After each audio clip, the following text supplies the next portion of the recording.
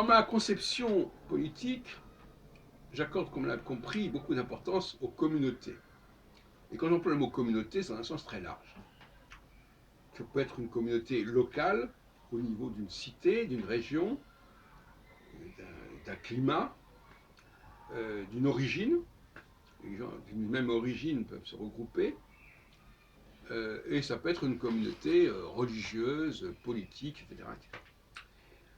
Et chaque communauté doit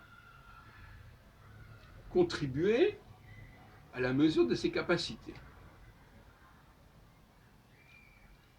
Ce qui veut dire dès le départ qu'on ne préjuge pas d'une sorte d'égalité et d'intégration identique partout, dans toutes ces communautés. Ça permet d'éviter un certain nombre de problèmes. Savoir que ce n'est pas parce qu'on est intégré en France qu'on est un Français, que tous les Français sont égaux et ont les mêmes capacités, les mêmes compétences. C'est-à-dire simplement qu'ils sont intégrés et qu'on va s'efforcer de leur faire profiter d'un certain nombre de services et qu'eux-mêmes devront contribuer dans la mesure de leurs capacités. De chacun selon ses moyens, comme dirait Marx. Donc, il revient à chaque communauté de déterminer quelle peut être sa contribution optimale en échange des services qu'elle peut recevoir par ailleurs des autres communautés. Donc il faut un échange entre les communautés, comme il peut y avoir un échange entre les villes, par exemple, comme ça a été pensé parfois, par péréquation, etc. Donc, la notion d'égalité n'a rien à voir ici. Hein. L'égalité ici, c'est simple, on joue sur les mots égalité. Égalité ici, ça veut dire que chacun doit avoir le droit d'entrer dans un processus d'échange, de libre-échange.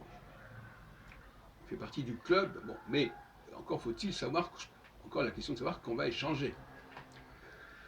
Alors la notion d'égalité, quand elle consiste à ignorer les origines des choses, les compétences des uns et des autres, les capacités de tel et tel groupe, c'est une imposture.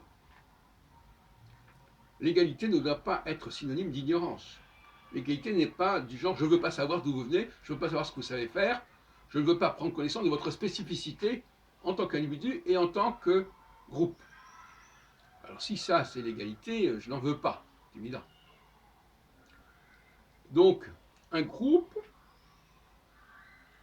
au sein d'un État impérial est dirigé par un État, une structure étatique forte, qui va devoir intégrer ce groupe, non pas en l'assimilant aux autres groupes, mais au contraire en déterminant ce que ce groupe-là peut apporter aux autres groupes, et inversement.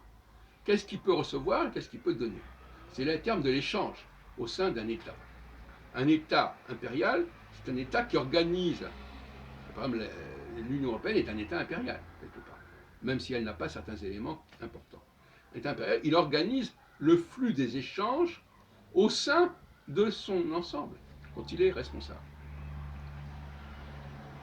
Il faut donc constamment être à l'affût des ressources des uns et des autres. Le recensement des ressources, l'identification des ressources, le développement des ressources propres à tel et tel groupe, et à un autre niveau à telle et telle personne, telle est la vocation, telle est la mission de l'État. Tout comme la mission de l'État, c'est d'agrandir l'ensemble. Parce que, comme on dit, plus on est de fous, plus on rit, et le fait d'intégrer de nouveaux éléments à l'ensemble impérial n'est pas là pour affaiblir cet ensemble impérial, mais pour le renforcer. Parce que chaque nouvel élément, précisément parce qu'il apporte des éléments nouveaux, sera en mesure d'enrichir l'ensemble.